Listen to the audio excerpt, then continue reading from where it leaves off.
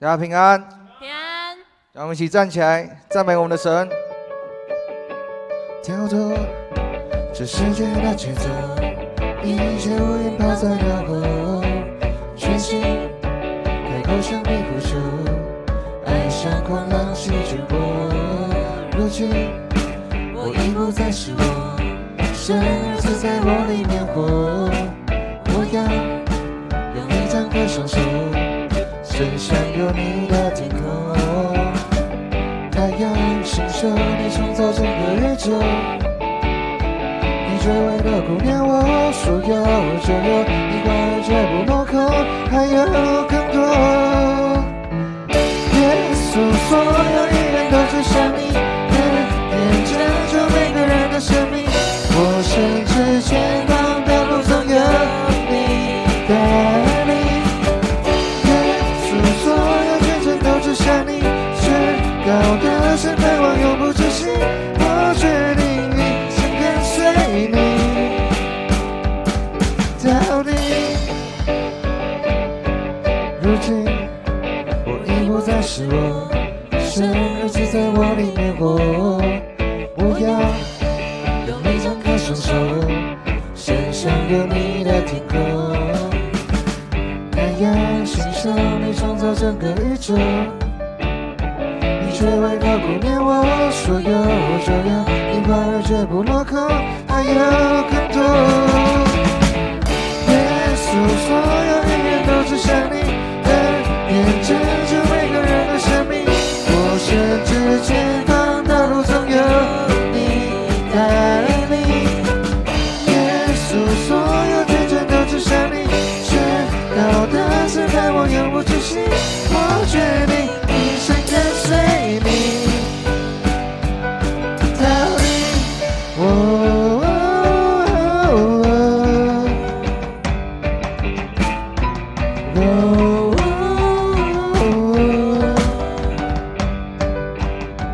所有就有，你话语绝不落空，还有更多。耶稣，所有语言都指向你，点拯救每个人的生命。我甚至前方的路总有你带领。耶稣，所有见证都指向你，宣告的是盼望永不止息。我决定一生跟随你到底。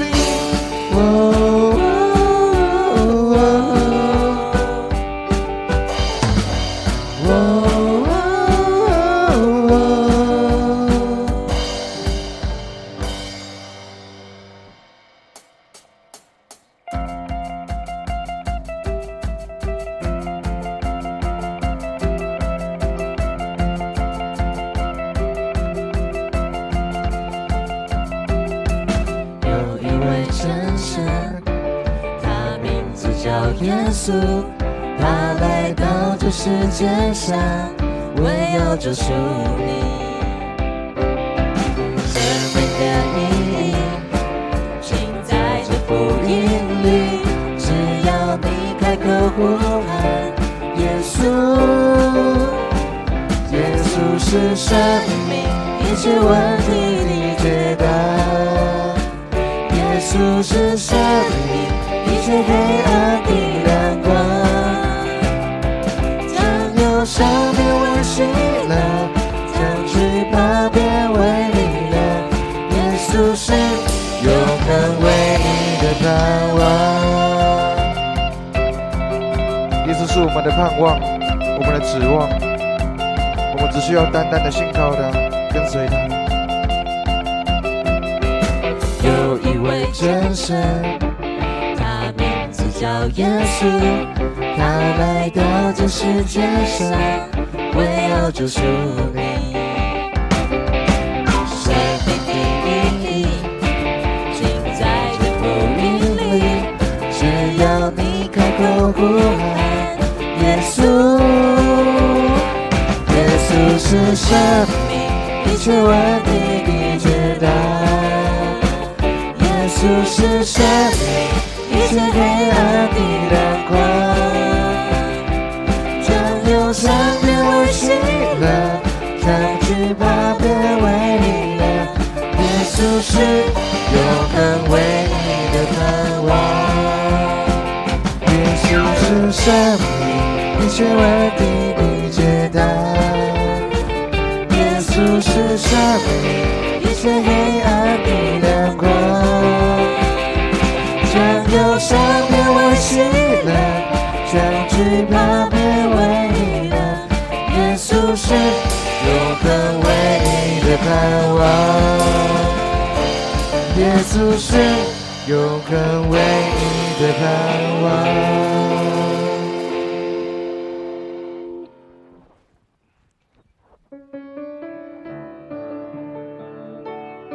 让我们一起同心向主呼求。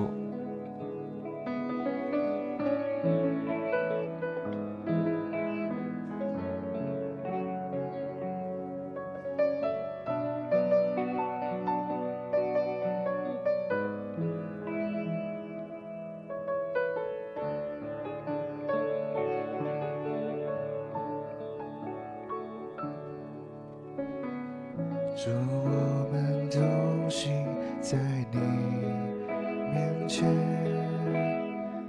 以祷告寻求你面，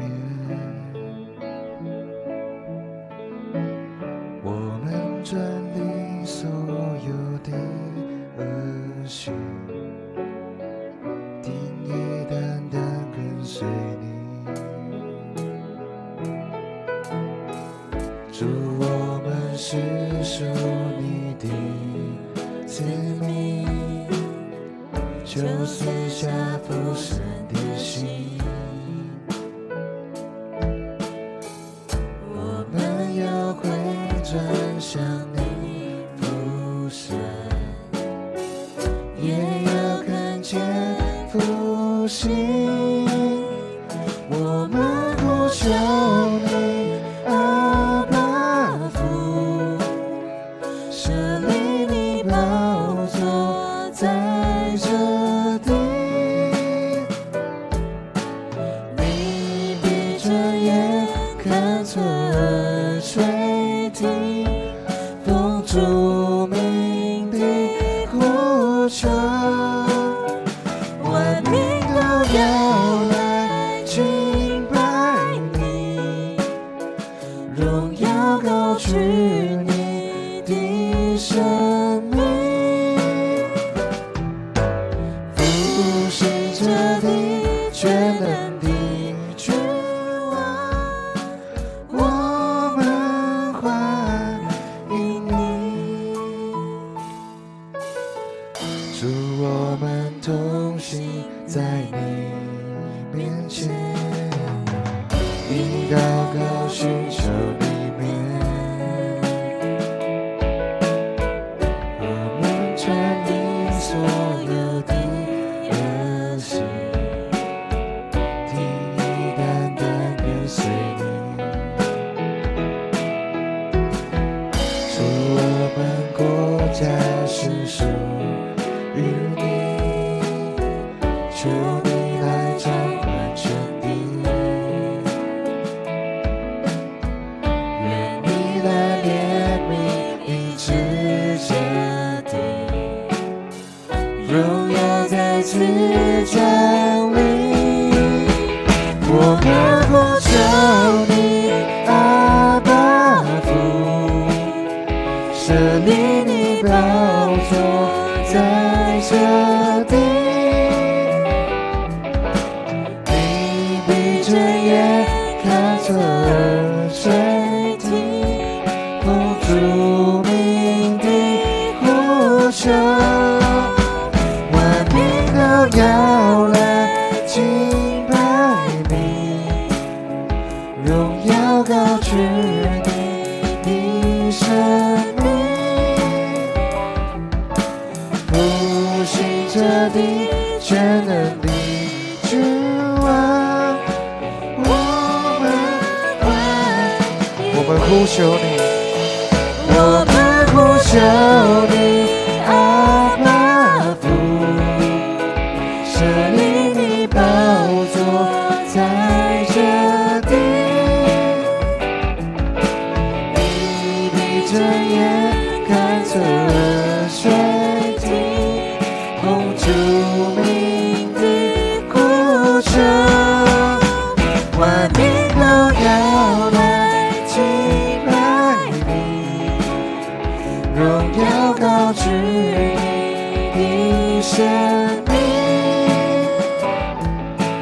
复兴着你全能的主啊，我们欢迎你，复兴着你全能的主啊，我们欢迎你。亲爱的上帝，感谢你成为我们的盼望，成为我们生命中的亮光。无论我们在生命中遇到什么困难、什么挫折，我们只要单单的向你呼求，向你祷告，因为我们知道你必定会应允我们的呼求，成为我们前方的道路，为我们的生命做出最好的安排。孩子这样祷告，都是奉主耶稣基督的名，阿们。我们一起攻读新的诫命。你要尽心、尽性、尽意爱主你们的上帝，这是诫命中的第一，且是最大的。其次也相仿，就是要爱人如己。这两条诫命是律法和先知一切道理的总纲。不是给你们一条新命令，乃是叫你们彼此相爱。你我怎样爱你们，你们也要怎样相爱。你们若有彼此相爱的心，众人因此就认出你们是我的门徒了。请坐。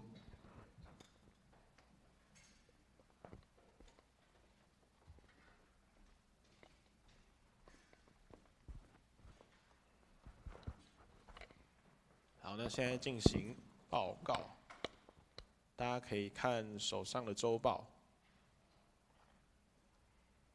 那我们首先为最近世界上的战争，还有各种病痛来做代祷。那我们看到教会消息，本主日感谢郑宪仁牧师的信息分享。那也愿主赐福保守郑牧师和他的家人身心灵都健壮平安。那第二点，社区的关怀据点银发族侯厝边春季班将于3月9号礼拜一陆续开课。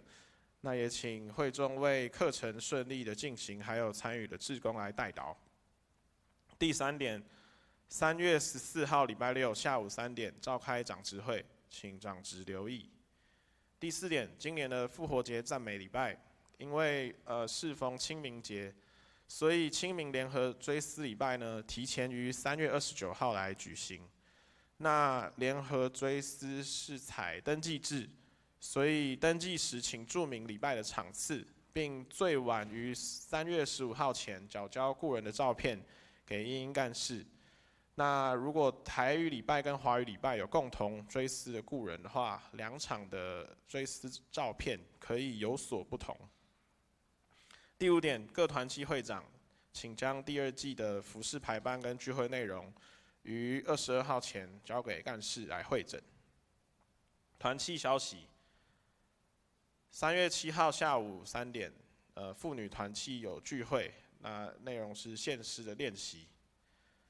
再来肢体消息，我们看第一点，3月7号礼拜六的上午10点会举行刘友豪执事还有谢玉珊姐妹的结婚感恩礼拜。那地点在荣兴长老教会，礼拜后呢会在经验会馆民权店的16楼举办午宴，有登记参加的兄弟姐妹呢请注意。然后第二点，洪千惠之父洪朝明弟兄于3月7号礼拜六中午举行告别礼拜。那火化后呢，于平安园举行安葬，由双园教会主持相关的事宜。下面的奉献明细，请各位自行观看。那有误的话，再跟英英干事来反映。接下来我们进行奉献。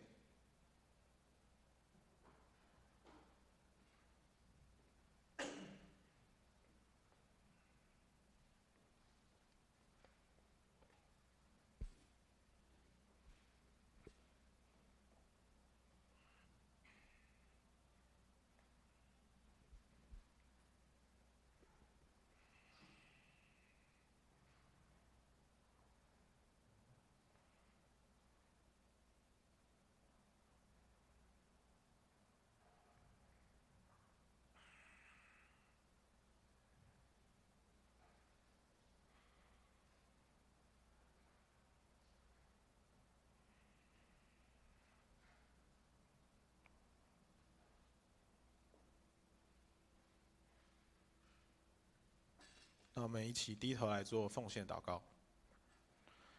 亲爱的天父，谢谢你，谢谢你对我们有怀着赐平安的意念，让我们可以在任何环境中都可以怀抱着指望。主啊，我们带着感恩的心，把你赐给我们的一部分来奉献给你，求你悦纳并使用这一份心意。让我们可以一起得着这份有指望的人生，也求你带领我们在生活中能够专心的来寻求你，天天的活在你的平安里。我们这样祷告是奉靠主耶稣基督的名，并用你教导我们的祷告说：我们在天上的父，愿人都尊你的名为圣，愿你的国降临，愿你的旨意行在地上，如同行在天上。我们日用的饮食，今日赐给我们，免我们的债，如同我们免了人的债，不叫我们遇见试探，救我们脱离凶恶。因为国度、权柄、荣耀，全是你的，直到永远。阿们。今天的圣经记载在耶利米书29章4到14节，我来读。第4节，信上说：万军之耶和华，以色列的上帝，对所有被掳的，就是我使他们从耶路撒冷被掳到巴比伦去的人，如此说：你们要建造房屋，住在其中；要开垦田园，吃园中所出产的；要娶妻，生儿养女，为你们的儿子娶妻，使你们的女儿嫁人，生儿养女。你们要在那里生养众多，不可减少。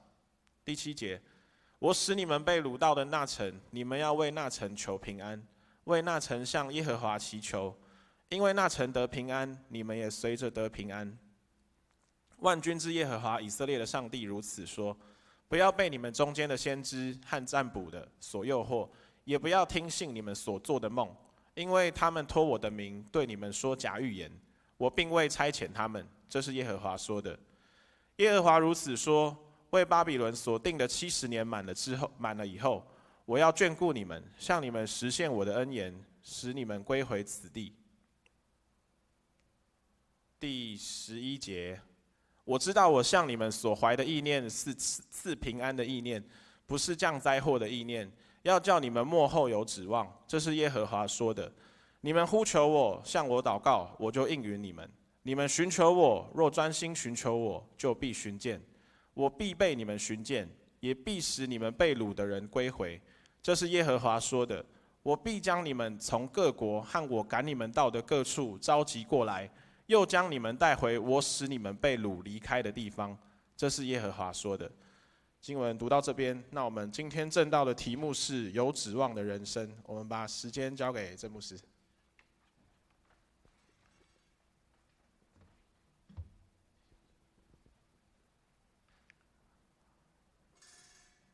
大家平安。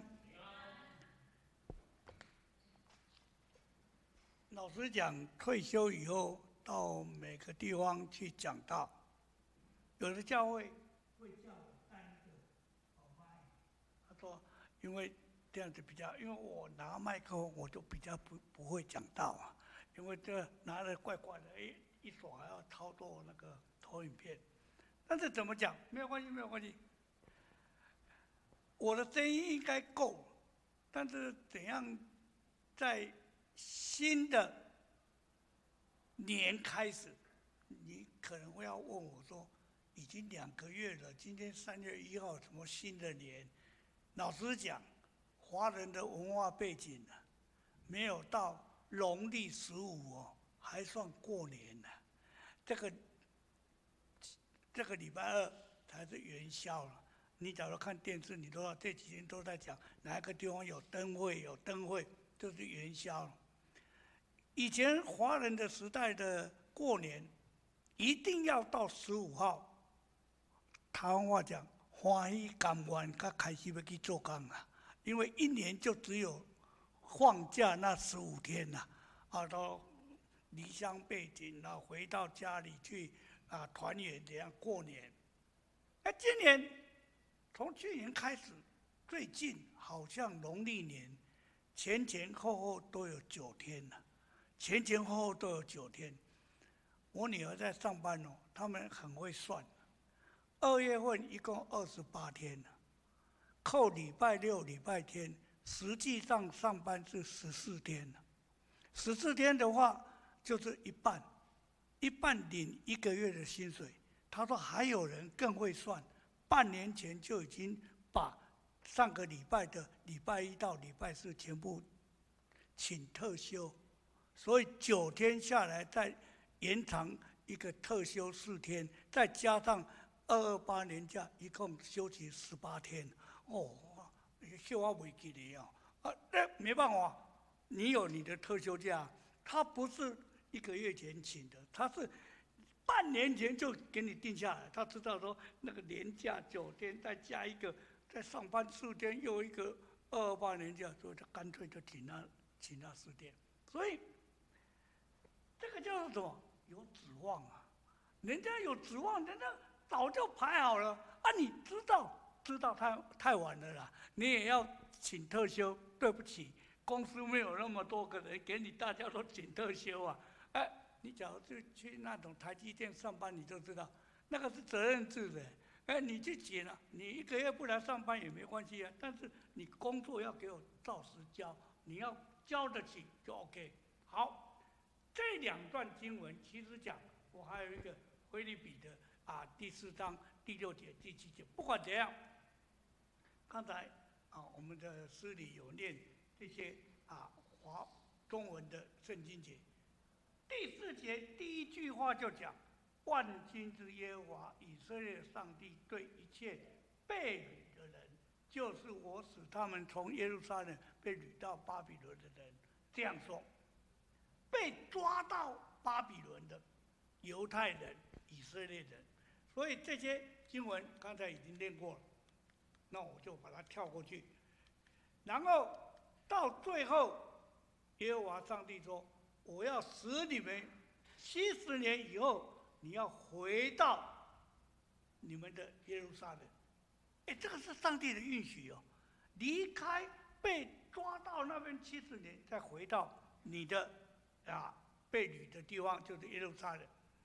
腓立比书第4章第6节、第7节，他讲说：应当一无挂虑，凡事借着祷告、祈求和感谢，将你们所要的告知神。神所赐出人意外的平安，也必在基督耶稣里保守你们的心怀意念。一转眼，2个月过去了，很快。2026年，我记得还刚刚在那个101到那54321，已经2个月过去了。你期待的农历年9天假也过去了，已经上班4天了呢。早就要收心了。我2个孙子给我讲怎样，过年那个时候来发红包给他们，然后他讲了一句话，我吓了一跳。马上要开学了，那个时候过年的一晚，上个礼拜1就开学了嘛，开课了，所以过完年就开学开课了，很快2个月过去了。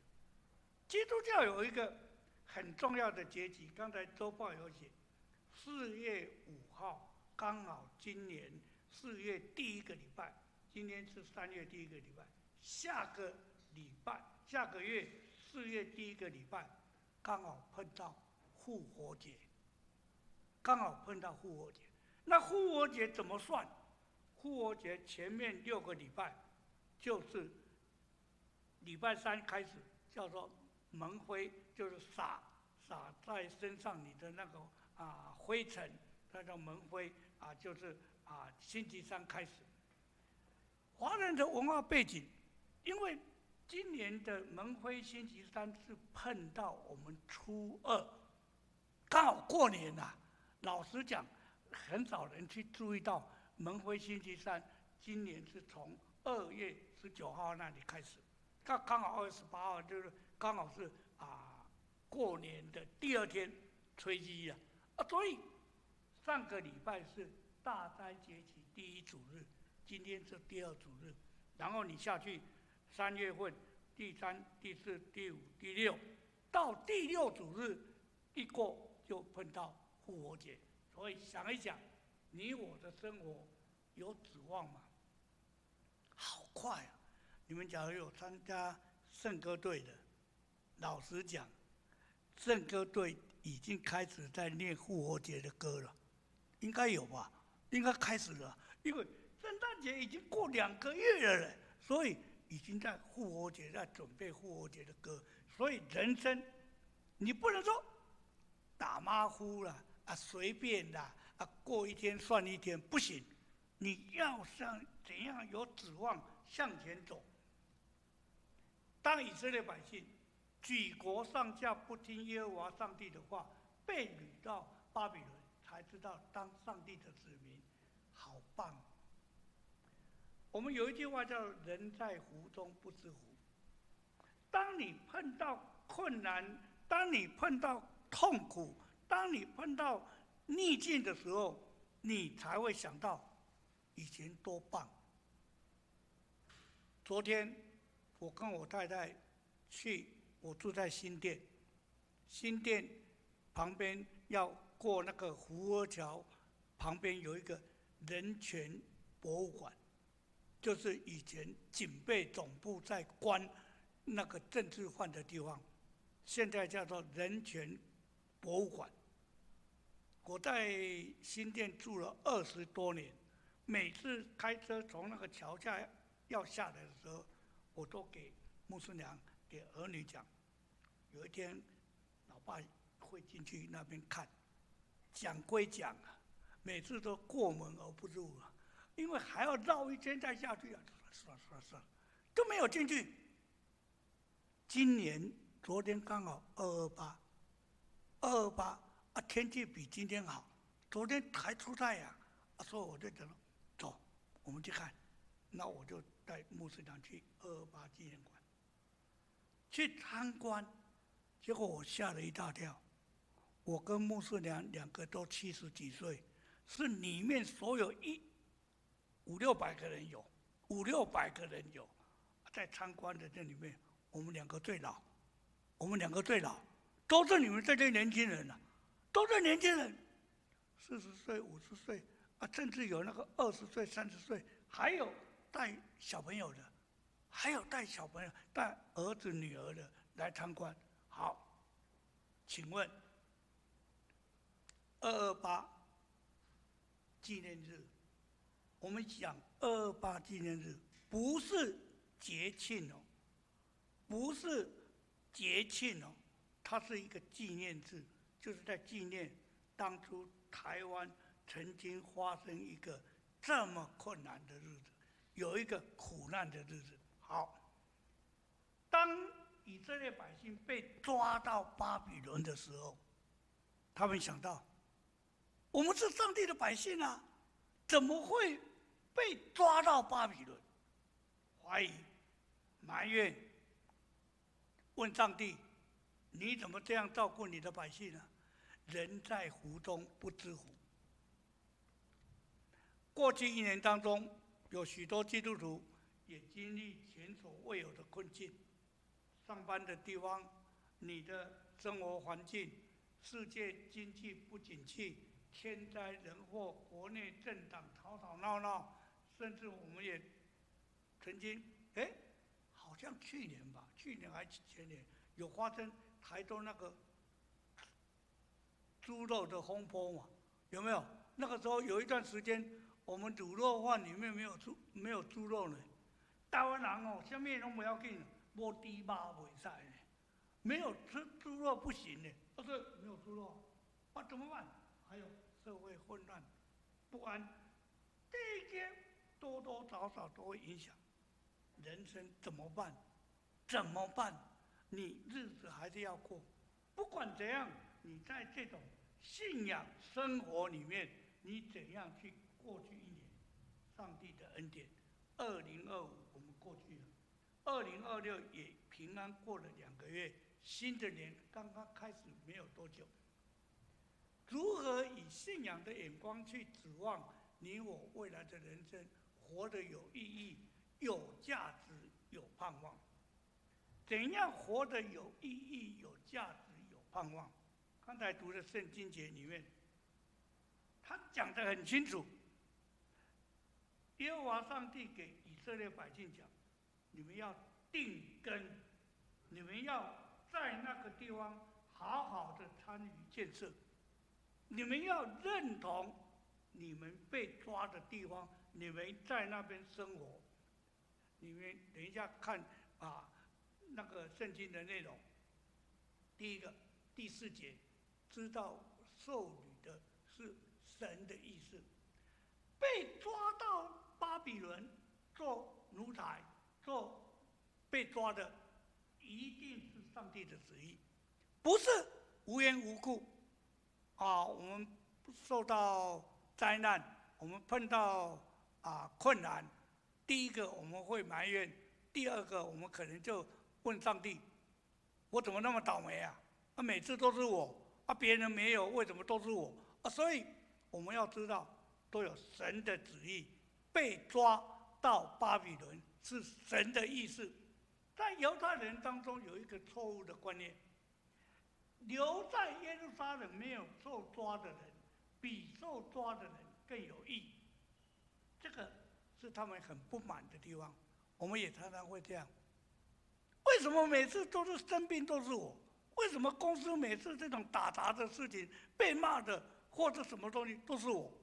别人都不会，摸鱼的都不会被抓，或者说偷懒的也不会被骂。那为什么每次都是我？好，犹太人就这样想：我们被抓到巴比伦，是不是我们比较倒霉？是不是我们比较不义？是不是我们没有听上帝的话？那些留在耶路撒冷的人，没有被抓的人，还不是一样，也是在那边摇八叉，也是不服从上帝的话，所以他们常常有这种错误的想法。受抓的人心里不平，为什么是我犯了什么滔天大罪？为什么受到刑罚？我们的日常生活常常会比较。北京话里面这句话很好玩，它也比较，比较的结果会变成计较，比较的结果也变成计较，很好玩的。你比来比去，比到最后你就会计较。兄弟姐妹，那爸爸在分东西给我们，一比，为什么他的比我大颗？大颗就大了一点点，我的都比较小。多咬2口，多吃1口，所以你会比较，比较结果你会计较。为什么他的比我大？为什么他的比我大？你看，比较就会变成计较。一样在公司上班呢，那为什么他就开宾士的，我就开 Toyota 了？那还不是车4个轮子？但是你就比较，比较的结果你会计较，为什么？那个为什么就跑出来了？你我是否常常这种怨言跟不平？教会服事，为什么每次都是我？为什么每次都轮到我？什么？为什么每次轮到你？不是这样照这样子排的吗？有时候我们会计较、比较，所以常常会跑出这种怨言，甚至不平。被抓到巴比伦，并不可怕，可怕的是你遭到上帝遗弃。上帝不跟你同在了，上帝没有在你这边了，你已经上帝给你遗弃了，你怎么找上帝都没有用，你怎么呼求，你怎么祷告，上帝都不理你。如何在受理的当中门神所爱才是人生的转捩点。老实讲，我们来信耶稣，我今天来礼拜堂侍奉，我今天来礼拜堂做礼拜，你就是门神所爱，你遵守十诫里面的守安息日，希望神的恩典赐福在你的身上，在你的事业，在你的工作，在你的家庭等等，门神所爱。这里有几个圣经节，你注意看，约翰第9章1到3节，他在描述一个天生瞎眼的人。请问，很可怜，一出生眼睛就看不到了，世界上什么颜色、什么风景都不知道。我读神学院的时候，有了2个同班同学是盲人，盲人就是没有办法看到。那我们的宿舍里面有4个人住，我们就奇怪呢，他怎么走路都不会碰到，他怎么走都不会碰到。我们其他3个人就要把他捉弄，就把他椅子稍微瞧一下，稍微摆在那个普通在走的路上面。奇怪呢，他还是会转弯呢。他没有看到，但是他看站在那边，他就转过去了，他不会碰到。那我们就奇怪，就问了：我们前面给你排一个桌子在那边，他说我有感觉到，很厉害呢，瞎子他没有看到，他用感觉，前面有东西，那我就绕了。所以，上帝给人都有不同的恩赐。天生瞎眼的人，你看，我们多好，出生2个眼睛，1个鼻子，都没有少，没有缺，让上帝赐给我们的这种神的恩典。彼得前书第5章第7节，这里一句话：一切忧虑卸给神，交给神了，上帝给你负责了，你不必自己担忧，所有的忧虑就交给他。罗马书第8章28节很出名的一节圣经节：万事都互相效力。所以很多事情你不要急呀，都有上帝的旨意。最典故的这就马太第10章29到30节，你们的头发也都被数过。请问自己的头发几根？知道的举手。不知道了，你也知道你的头发几根？哇，那真的很，你怎么数啊？你的头发上帝都数过。你看这种上帝无所不在，连你的头发几根上帝都数过。第二个，第5节到第7节，刚才第4节就是说，你要知道你被抓到巴比伦是神的旨意。第二个，努力参与建设和工作。他刚才在圣经上写的，你要定根，你要在那边生子养女，要嫁女儿，要替儿子娶太太，要在那边耕作，要在那边定根建立家庭。意思就是你要认同那个地方，努力参与建设和工作。请问我们来教会，年龄层不一样，你可能一进来，这个教会有青少年团契，这个教会有主日学，这个教会有中年团契，这个教会有敬拜团，这个我喜欢，我对音乐对乐器很有热心，那你就参与，就是参与建设和工作。你怎样去参与那个你认同的教会？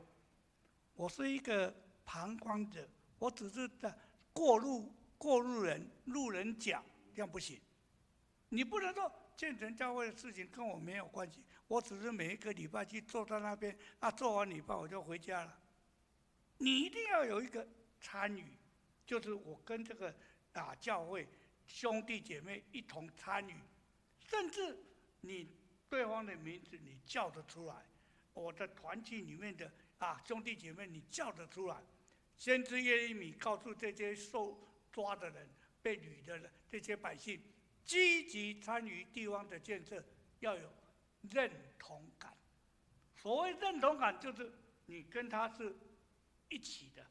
我认为你是我们同一国的，同一个在那边生存的，咱你记得说在一起，作为生命共同体。台湾年轻的选民认同的意识很低，这些20岁、30岁，甚至老实讲，228事件是1947年，那时候我1948年出生的，那刚好是我出生的前一年，那个时候是戒严时期，228，我们要加一个叫做白色恐怖，还加一个这个名词，228还加一个白色恐怖。你真的有机会去看那个国家人权博物馆，你一进去就说，怎么可能？只讲了一句话这样就不行了，就被关了。只讲了什么话就被关了，就不见了。所以当时这种白色戒严恐怖的时候，我们不知道，连出生都没有出生，事后把当时的巴比伦这些犹太人被抓到巴比伦，事后把巴比伦认为是自己的故乡。怎么可能？我来这里是过路了，过路客呢。我们哪一天我们要回去？我记得我们小时候，我们那个时代刚刚出生，我们流行一句话叫什么？反攻大陆，解救同胞。你作文最后你再加这一句话要加10分的。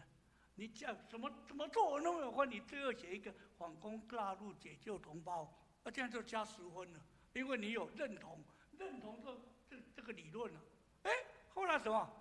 后来又改了，改什么？三民主义统一中国。三民主义统一中国，这个口号现在都没有了。你自己想想看，那个时候你怎样去认同？这些就是他从大陆这边来到台湾，然后他们要回去自己的故乡，认同台湾乡土，没有蓝绿白这种政党关系，甚至认同我是中国人我管你是什么人你在这里居住，你就是属于这里的百姓怎样去认同你自己的国家，认同你自己住的地方，你的原住民跟你自己是同一个在那边生命共同体。其实台湾有很多人产生这种认同的危机。什么危机？住了60、70年，不会讲台语，听不懂。我请问一下，我有一次去 7-Eleven，我缴钱缴完了，缴完钱的东西，我给他讲多了，那个女生看我眼睛睁得大大的，然后问他隔壁那个帅哥，他讲什么？我也听不懂，都不讲他讲那个什么话。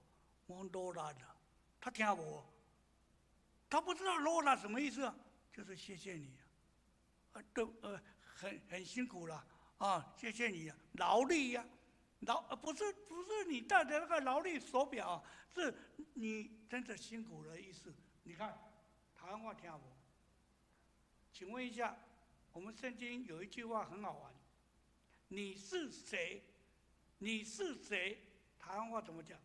你是脊椎，谁听得懂脊椎，你是谁？中文讲得很好玩，你是什么东西我都给他回，我不是东西，我是南北。听懂吗？你是什么东西他是在骂你。你是什么东西？你不是人。然后我会给他回，我不是东西，我是南北。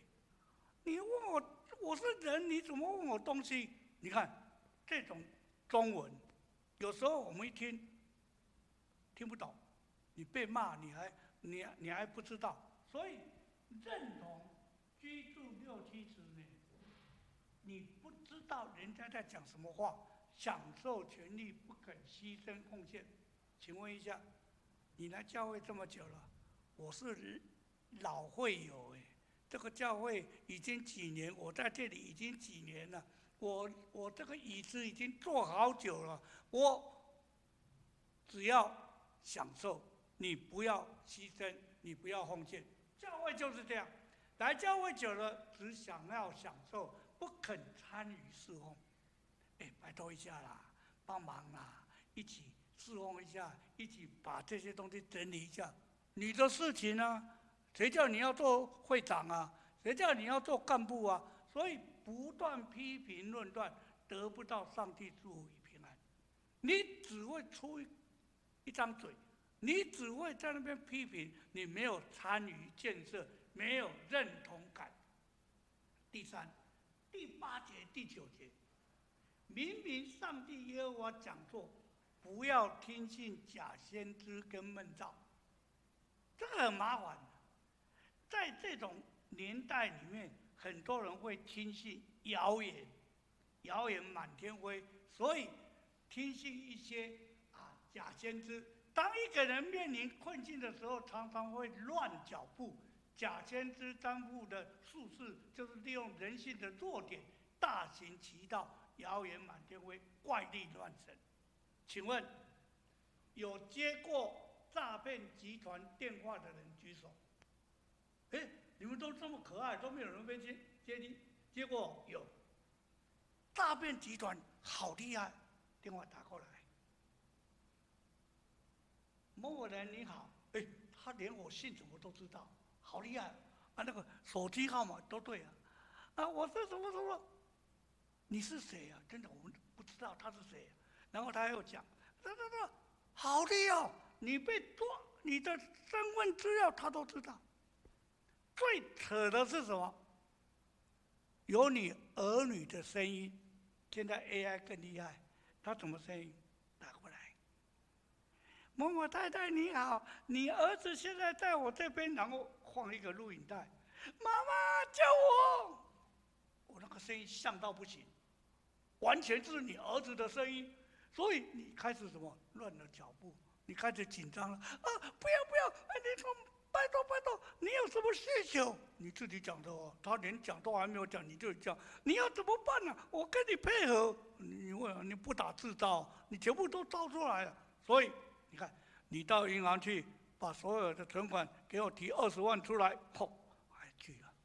第一个银行警察就临柜的小姐，警察就不要领啦，诈骗啦，怎么可能？我儿子被抓了。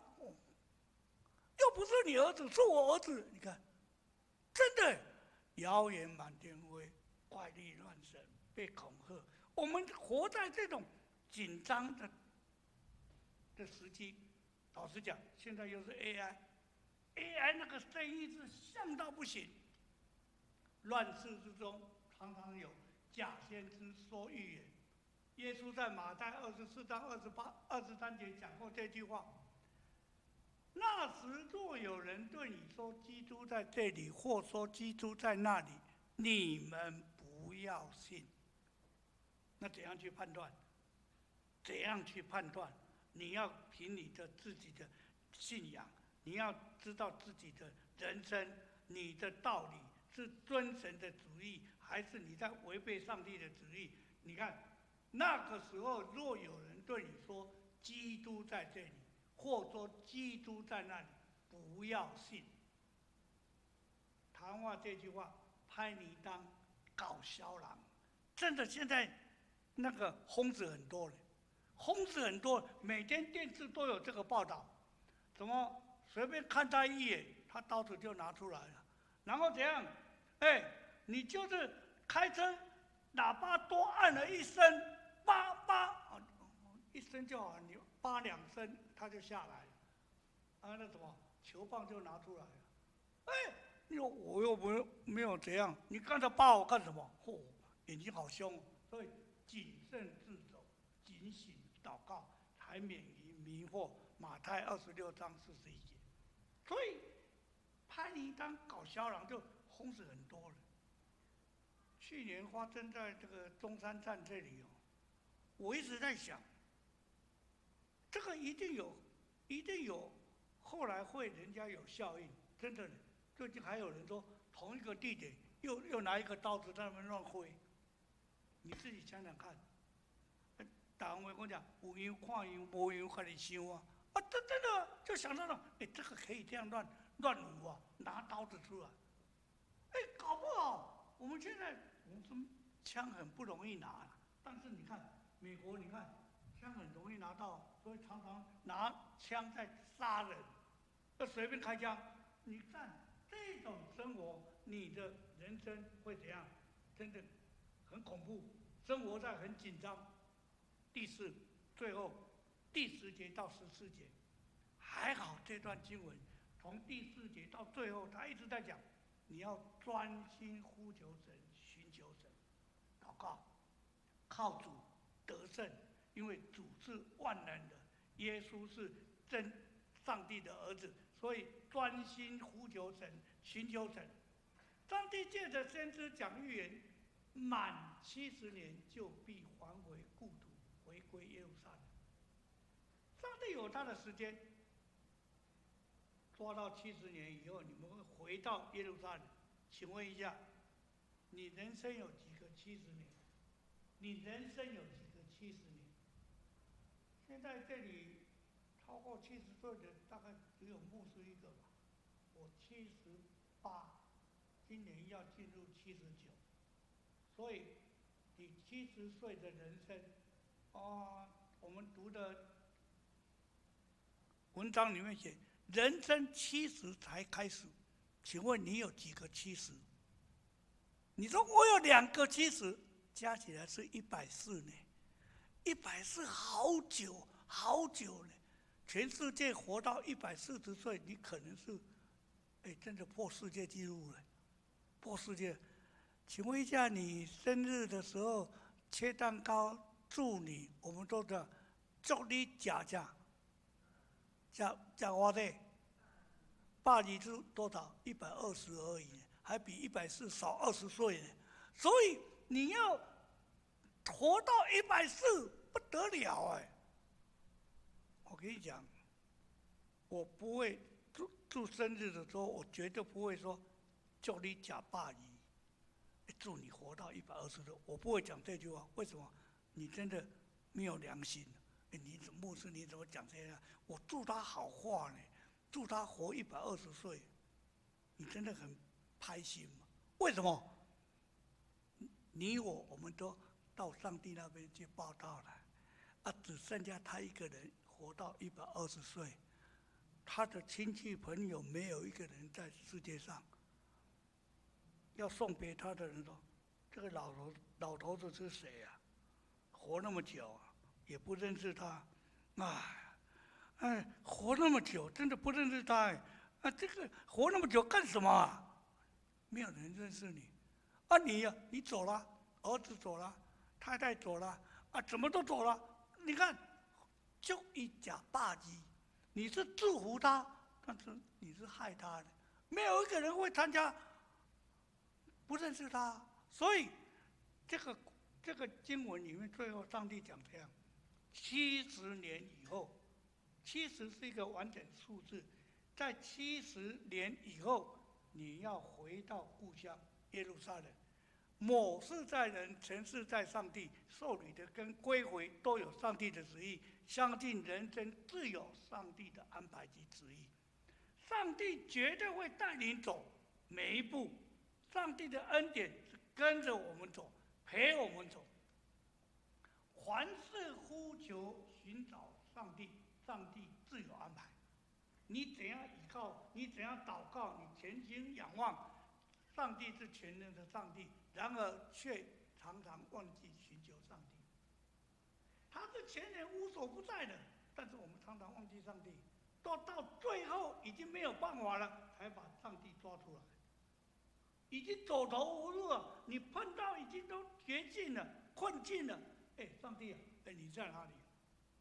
最后才去找上帝。撒迦利亚第4章第6节，不是靠自己的力量，是要靠万能的神，靠圣灵来，不是靠自己的力气力量，是要靠全能的神。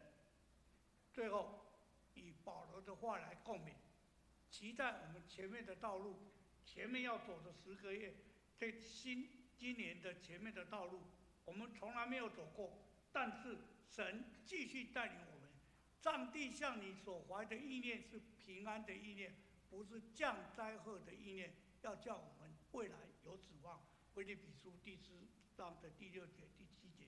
所以，上帝保守我们前面的道路，有他的恩典满满，他扶持我们前面的道路。我们低头祷告，天父上帝，我们感谢你，在3月第1个主日，我们有指望的人生开始，我们期待知道神你的旨意，我们参与教会一切的建设与工作，我们也继续认同我们所住的地方，寻求上帝，祷告上帝，仰望上帝，求你继续保守我们前面的道路。祷告靠主耶稣基督的圣名求，阿们。让我们一起起立唱回应时。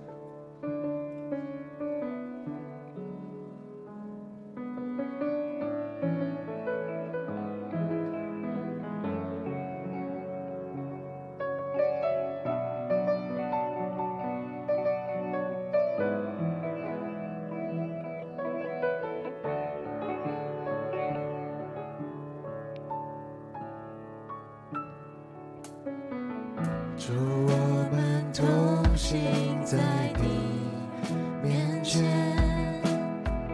以祷告寻求里面，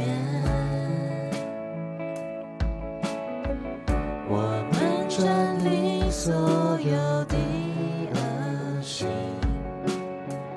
定义单单跟随你。主，我们是属你的子民，就赐下福神的心。我们要回转向你父神，也要看见复兴。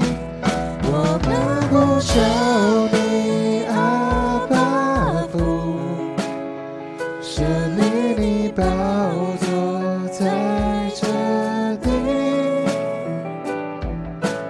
你闭着眼看侧耳垂听，奉主名的呼求，万民都要来敬拜你，荣耀高举你的生命，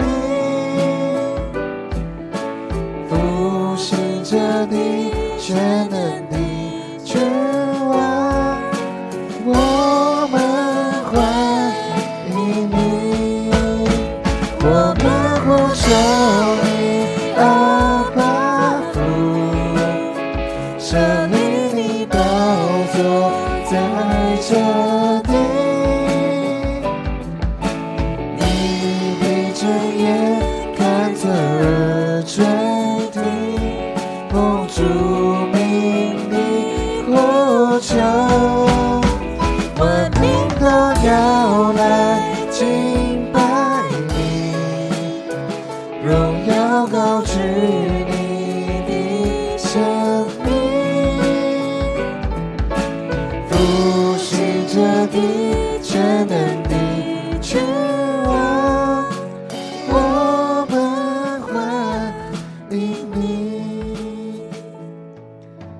复兴着地全能的君王，我们欢迎你。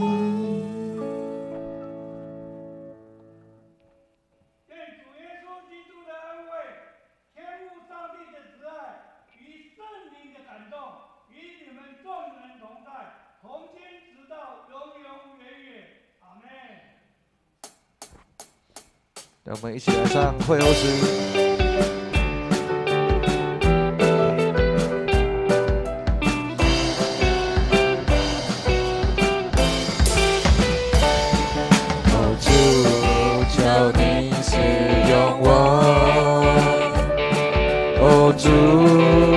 再见我，是被掳的释放，瞎眼的看见，叫那受压制的得自由。大声说，大步走，带着主所赐的力量，勇敢地面对每天的不一样。每天走每天，有主同行，我不害怕。我要去传扬，每天都说哈利路亚！哦哦哦哦哦哦哦哦哦哦哦哦。Oh oh oh oh oh oh oh oh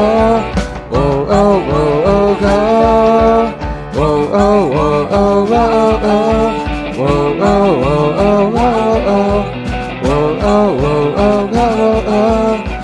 oh oh oh oh 大声说，大步走，嘿，带着主所赐的力量，勇敢地面对每天的不一样。